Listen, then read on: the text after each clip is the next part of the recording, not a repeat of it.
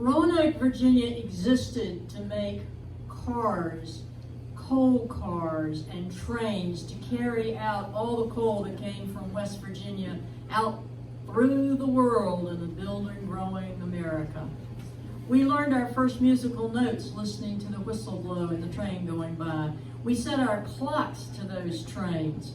Every morning when Mama handed us our lunch, she would say, "Now when you hear the 5 p.m., drop it and come home, wash up, it's time for dinner." With that round B-flat blue, bats, balls, books dropped faster than a bride's nightgown, and we went home. Washed our hands and had supper. The short train from Suffolk was a peanut run, and that meant it was time to do homework. My brothers went to their rooms and they did their homework like they were supposed to. I went to my room and turned on my little plastic General Electric radio and listened to Patsy and Hank and Woody. I didn't think she could hear, but my mother could hear a shadow crawl. You best be in there studying if you want to make something of yourself. You want to make something of yourself, don't you? Make something of yourself meant that I'd be listening to Cole Porter instead of Porter Wagner.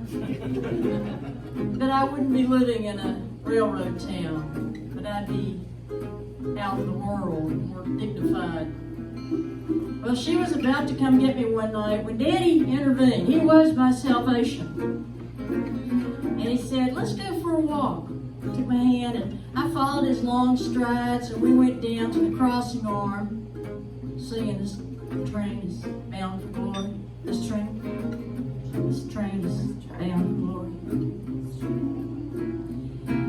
And he taught me to count, watching those trains go by. 1, 2, 7, 8, 9, and he knew all of them. That one was made in the roundhouse about a year ago. That one's full of coal, it's going to Chicago. That one, oh, that's got paper products, it's going up to Pennsylvania. 29, 39, 40, that one's going to Buffalo. Oh, that refrigerator one, it's empty. He's going to come back from Wisconsin. It's going to have milk in it. And we walk on home, singing this train, talking. Daddy said, "Did you hear that J engine going up the mountain?" I said, "Yeah, Daddy, I can still hear it." He said, "You won't hear that when you're grown. Enjoy it now." "Why is that, Daddy?" "We won't have steam engines when you're grown." I was confused.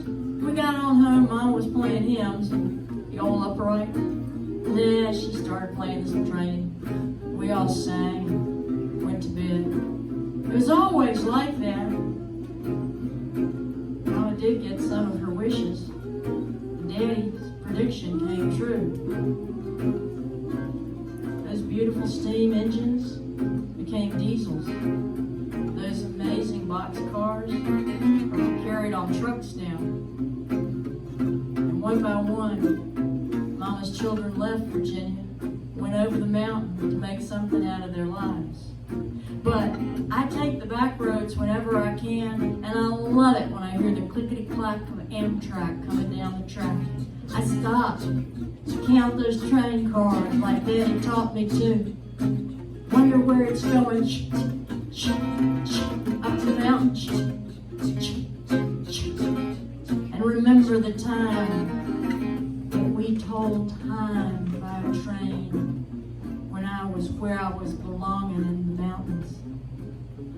We told time by the train and found salvation in a song.